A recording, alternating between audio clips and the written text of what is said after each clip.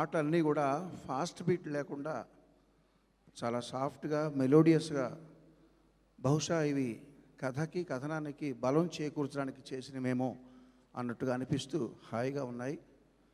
సంగీత దర్శకులు శ్రీలేఖకి, ఇంకొక background music అందించిన చరణ్కి, పాటలు రాసిన వారికి, మిత్రులందరికీ కూడా శుభాకాంక్షలు. మిగతావన్నీ పెర్ఫార్మెన్స్ అన్నీ సినిమా మీరు చూస్తూనే ఉన్నారు. మీకు తెలియని విషయాలు నేను షేర్ చేసుకోవాలని భావిస్తూ, 30 సంవత్సరాల క్రితం నేను పొట్టకూటి కోసం ఏదైనా పని చేసుకోవాలి, ఎవరి దగ్గర అసిస్టెంట్గా చేసి డబ్బులు సంపాదించుకోవాలి అని వెతుకుతున్న తరుణంలో సి రాజామణి గారు అనే ఒక మలయాళ మ్యూజిక్ డైరెక్టర్ నాకు వేరే మిత్రుడి ద్వారా, సురేష్ బలరామ్ అనే మిత్రుడి ద్వారా పరిచయం అయ్యారండి. ఆయన ఇంటికి వెళ్ళా పని అడగడం కోసం.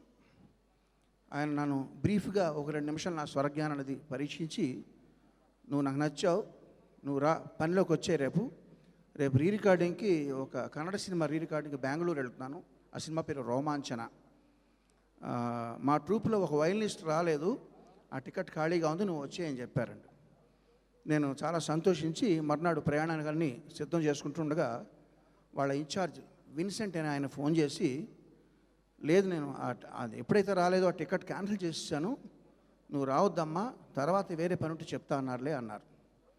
సరే రావద్దన్నారు కదా అని నేను కొంచెం నిరుత్సాహపడి ఇంట్లో ఉండే, విజయేంద్ర ప్రసాద్ గారు మా చిన్నాన్నగారు, ఆయన నన్ను, వాళ్ళు రావద్దంటే అన్నారు, టికెట్ లేకపోయింది, నువ్వు జనరల్ కంపార్ట్మెంట్ ఎక్కి అక్కడికి వెళ్ళి, వాళ్ళు పిలవపోయినా సరే అక్కడికి వెళ్ళి రికార్డింగ్ థియేటర్లో నువ్వు వాళ్ళకన్నా ముందర వెళ్ళి రెడీగా ఉండు అని బాగా బలవంతం చేసి పంపారండి. నేను అట్లాగే చేశాను, ఆయన చెప్పినట్టు చేశాను. వాళ్ళు సంతోషించి నా సిన్సియారిటీకి మెచ్చుకుని పనిలో జాయిన్ చేసుకున్నారు. ఆ తర్వాత ఆ ప్రయాణం అలా కొనసాగింది. అతను ఎక్కాల్సిన రైలు ఒక జీవితకాలం లేటు అని మనం కథల్లో విన్నాం. అట్లా నేను ఎక్కాల్సిన రైలు ఒక జీవితకాలం ముందర ప్రయాణం చేయడానికి తోడ్పడిన ఆ గొప్ప సలహా ఇచ్చిన మా చిన్నాన్నగారికి నేను చాలా రుణపడి ఉన్నాను. అదే కాదు, చాలా ఉమ్మడి కుటుంబం ఉన్న తర్వాత ప్రతి వాళ్ళకి ఏదో విధంగా సహాయపడి ఉంటారు. అదంతా చెప్పుకుంటూ పోతే పెద్ద చరిత్ర అవుతుంది. అటువంటి మా చిన్నాన్నగారు సంకల్పించిన ఈ సినిమా విజయవంతం కావాలని మనస్ఫూర్తిగా కోరుకుంటూ, ఇంత ముందర చూసిన మ్యాజిక్ షో లాంటివి చాలా చూశానండి. అందులో పెద్ద గొప్ప ఏం లేదు, బట్ ఆల్ ది బెస్ట్. వాళ్ళు చాలా చక్కగా చేశారు. అలాంటివి కొత్త ఏం కాదు. అయితే నేను ఎప్పుడు చూడని సంఘటన ఇక్కడ చూశాను. ఎవరినన్నా నిరుత్సాహపెడితే గాలి తీసేశాడు అంటారు.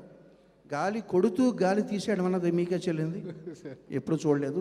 అలాగే ఎప్పుడు చూడని సీన్లు, చూడని కథాంశాలు ఈ సినిమాలో చూడగలుగుతామని ఆశిస్తూ, all the best to the team. Thank you sir.